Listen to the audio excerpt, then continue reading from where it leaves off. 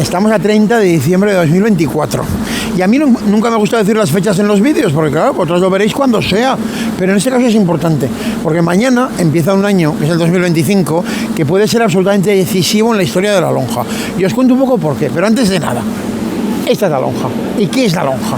La lonja es una lonja de comercio que se hizo en el siglo XVI, que probablemente es el edificio más representativo del mejor periodo de la historia de la ciudad, que es el Renacimiento, cuando Zaragoza era una ciudad tan rica que los viajeros llamaban la Arca. Y no solo eso, sino que decían que daba de sí un olor a Italia, que recordaba las ciudades italianas. Entonces era una ciudad magnífica de verdad. Entonces, ¿qué ocurre? Pues que los comerciantes, que son los que hicieron la riqueza de la ciudad, pues necesitaban un lugar donde hacer sus transacciones. Entonces no había ningún lugar cubierto importante en Zaragoza. El único era el aseo, la catedral, pero el arzobispo estaba un poco harto de todo aquello. Así que convenció al ayuntamiento de que construyera esta lonja, que era un edificio municipal, un símbolo del orgullo de la ciudad, absolutamente.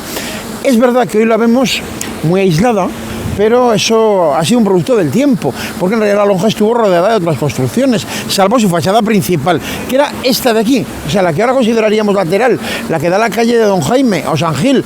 Pero claro, como ha evolucionado todo el entorno, se han ido tirando esas construcciones anexas a las que estaban muy pegadas, pues al final la fachada que da a la plaza es la que hoy tiene la consideración de principal, o sea, la puerta que está abierta. Pero en realidad esas puertas de la parte de abajo se abrieron nuevas después de una restauración, porque no existían. Ya digo, la fachada principal era esta. Ahí estaba la Puerta del Ángel, que era una de las que daba acceso a la ciudad. Los viajeros entraban desde el norte, cruzaban el Puente de Piedra, llegaban a la Puerta del Ángel y a un lado tenían la lonja y al otro la Diputación del Reino. O sea, construidas frente a frente el gran edificio municipal y el gran edificio del Reino. O sea, un lugar de un simbolismo extraordinario. Entonces, ¿qué pasa con la lonja? ¿Qué ocurre? Vamos a ver. Vosotros miréis y tenemos por un lado el nivel de las puertas, un primer nivel de ventanas y un segundo nivel de ventanas. Pero si entráramos dentro, solo veríamos las ventanas que están en ese primer nivel. ¿Por qué? Pues porque la lonja tiene una falsa. ¿Y eso qué es? Una falsa es un piso falso realmente. Las bóvedas, imaginaos que esto son las bóvedas, mi mano. Pensamos muchas veces que el tejado está aquí, justo encima de las bóvedas, y no es cierto. El tejado está aquí, porque no se apoyan las bóvedas, se apoyan los muros laterales, que suben por encima de las bóvedas. Entonces, para ventilar esa falsa, se abrió el segundo nivel de ventanas, ¿vale? Entonces, esto lo tenemos que tener en cuenta porque es fundamental. Esa falsa hoy es inaccesible. ¿Cómo se sube? Bueno, inaccesible entre comillas. Se puede subir con un camión de bomberos, con la escalera de un camión de bomberos. Pero ¿cómo se subía tradicionalmente? Claro, para mantenimiento, para muchas cosas. Bueno, pues en el lado de la lonja que da al río, en esta esquina no, en la otra, había una torrecilla cilíndrica que aparece en algunas representaciones. Por ejemplo, en la serie de vistas que le encargó Felipe II a un austriaco, Antón van Wingaerde, que aquí se tradujo como Antonio de las Viñas, pues está esa magnífica vista de Zaragoza y aparece esa torrecilla cilíndrica, que dentro tendría una escalera de caracol, en la que un tiempo después, ya en el siglo XVII, encargó el príncipe Baltasar Carlos, el hijo de Felipe IV, el heredero, que murió aquí en Zaragoza. Bueno, pues le encargó a su pintor, a Juan Bautista Martínez del Mazo, cuando estaba alojado justo enfrente al otro lado del Puente de Piedra, en el convento de San Lázaro, pues en esa vista, esa magnífica vista de Zaragoza que está en el Prado, pues también aparece esa torrecilla. Con el tiempo desapareció. Los que subían por la torre, ¿para qué utilizaban la falsa? Pues era un trastero de la ciudad, por decirlo de alguna manera. Entonces, ahí se guardaban diferentes cosas, para nada más. Nunca tuvo un acceso público, jamás. Bueno, ¿por qué cuento esto? Pues lo cuento por una razón. Porque nuestro ayuntamiento, que siempre tiene ideas brillantes en relación con el patrimonio, da igual el partido político que haya, porque aquí un servidor ya ha perdido toda esperanza. O sea, no hay ninguno que sea mejor que los demás, todos son peores. Bueno, pues nuestro ayuntamiento ha decidido que quiere hacer accesible la falsa. Vale, o sea, no tiene bastante con el hecho de que llevemos décadas no viendo la lonja, mejor dicho, porque cuando uno entra al interior, que hay grandes paneles para montar exposiciones, con lo cual nunca vemos ese espacio diáfano como se hizo originalmente. Jamás. Uno va hoy a otras lonjas, por ejemplo Valencia o Palma, de las que hablaremos enseguida, y vemos la lonja perfectamente despejada, maravillosamente despejada. Entonces se entiende el monumento, se disfruta de él, es otra cosa. Uno viene a Zaragoza y ve todo el montaje de las exposiciones y mira hacia arriba y ve las bóvedas, no puede ver otra cosa. Bueno, la cuestión es que no conformes con eso, el ayuntamiento ha decidido que quiere montar exposiciones también en la falsa. Bueno, ¿qué ocurre? ¿Cómo subimos a la falsa a la gente? Si ya no hay por dónde, porque en la escalera del camión de bomberos no los vamos a subir, ¿no? Hay que hacer ascensores. Ay, señor, ascensores. Vamos a ver, si los hacemos por dentro, ¿qué pasa? que el único espacio posible es pues en el interior de esa gran sala, con lo cual el ascensor tendría que atravesar las bóvedas. Esto está fatal, ¿no? Si los hacemos por fuera, los plantamos pegados a la fachada que da el Ebro. O sea, 2 torres acristaladas, que es de lo que han hablado, 2 torres que nos llevarían hasta ese nivel de ventanas. Pero ¿cuál es el problema? Que esas ventanas no son lo suficientemente altas, con lo cual habrá que abrir aquello. Todavía no les explico cómo, pero habrá que abrir aquello para poder entrar. Siguiente punto. Entramos a la falsa. La falsa hoy es un espacio que no tiene ningún atractivo especial. Vacío, diáfano, pero ya está. Entonces, ¿qué ocurre? Realmente lo que es el trasdos de las bóvedas, el revés de las bóvedas. Habrá que hacer un forjado para poder andar por allí. Entonces, claro, las bóvedas, las columnas, los muros laterales están preparados para ese peso. Ellos hablan de un forjado ligero, ¿vale? Pero no solo eso, encima del forjado habrá que meter personas. Y no solo eso, y si hacen exposiciones habrá que subir las obras y meterlas dentro. Entonces, realmente todo es muy terrible. Vamos a plantar 2 ascensores en una fachada de un bien de interés cultural. La Ley de Patrimonio Española y Aragonesa, la máxima protección que otorga es bien de interés cultural. La lonja, por supuesto, lo es. En un bien de interés cultural solo se puede conservar y restaurar. Nada más, no se pueden hacer intervenciones que no sean necesarias. Los ascensores están en esa categoría directamente. Entonces, ¿qué ocurre? Nos vamos a saltar la ley. El Ayuntamiento ya lo presentó a la Comisión de Patrimonio del Gobierno de Aragón, que ya lo tumbó, ya dijo que no, y ahora lo quieren volver a presentar. Entonces, ¿qué ocurre? A mí me parece escandaloso, a muchos nos parece escandaloso. Tenemos que frenar esto como sea, como sea. Hace unos meses, aquí en el Palacio Montemuzo, aquí detrás, hubo una exposición sobre la lonja, que comisarió Carmen Gómez Urdáñez, la máxima experta en la lonja, catedrática de Historia del Arte de la Universidad de Zaragoza. Entonces, ¿qué pasó? Al salir de la inauguración, todos muy eufóricos, hablaron de que había que presentar a la lonja a la UNESCO para que la declarara Patrimonio de la Humanidad. No digo que no se lo merezca, por supuesto, pero la UNESCO es verdad que es muy cicatera desde hace años con los países de Europa Occidental a la hora de seguir otorgando declaraciones, porque la mayor parte del patrimonio de la humanidad, ¿dónde está? Italia, Francia, España, Alemania.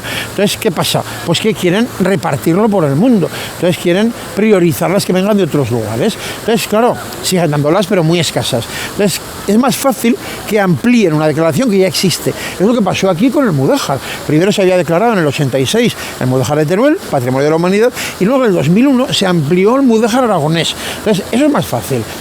La lonja de Zaragoza no está sola, forma parte de un conjunto, que son las lonjas de la Corona de Aragón. Barcelona fue la primera, luego vino Palma, luego Valencia, las 3 son góticas, y luego Zaragoza.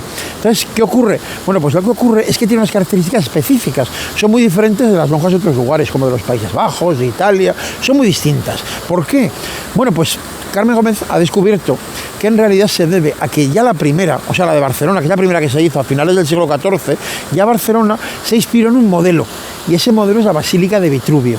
De la antigüedad romana solo nos ha quedado un tratado de arquitectura, que es el Tratado de Vitruvio. No es que Vitruvio fuera un gran arquitecto, es que es el único del que lo hemos conservado, no hay más. Entonces Vitruvio plantea cómo debe ser cada uno de los edificios de una ciudad romana.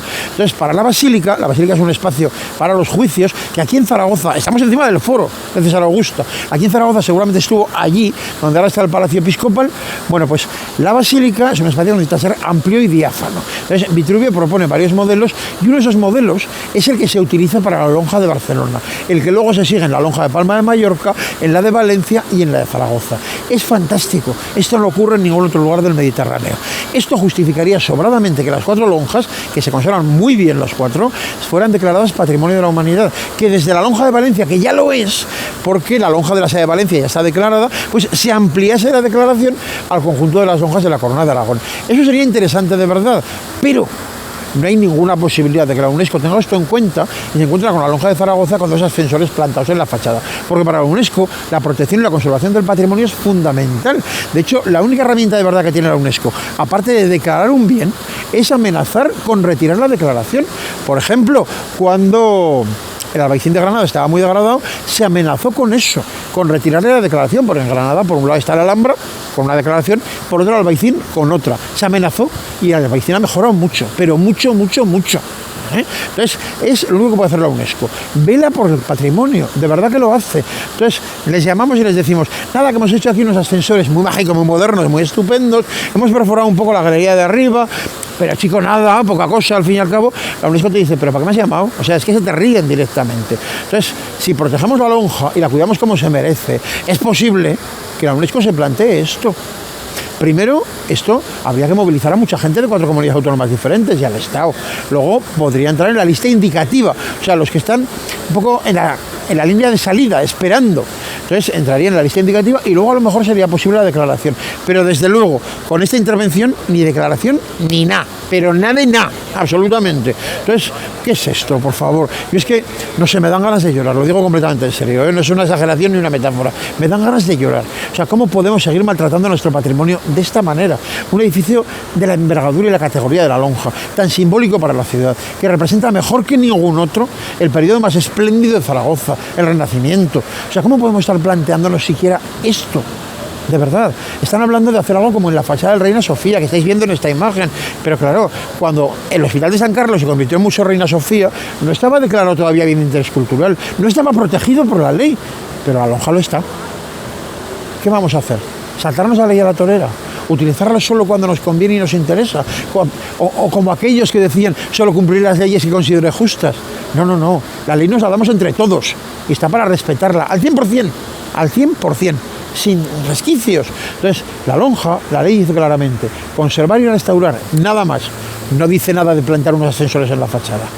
Bueno, siento ponerme un poco exaltado, pero es que este tema me enfada de verdad, pero de verdad. Solo os pido una cosa, considerad esto y haced lo que está en vuestra mano, es firmar por evitar esto. De verdad, aquí abajo está el enlace para la recogida de firmas. Ya van muchas, pero hacen falta muchas más. El ayuntamiento se tiene que dar cuenta de que una gran parte de la ciudad considera que esto es implanteable, aparte de ilegal, pero es mucho más que ilegal. Entonces, de verdad, firmad y compartid el enlace. Seguro que muchos de vuestros amigos, de vuestros familiares están de acuerdo con esto. Hay que pararlo, ¿vale? Muchas gracias.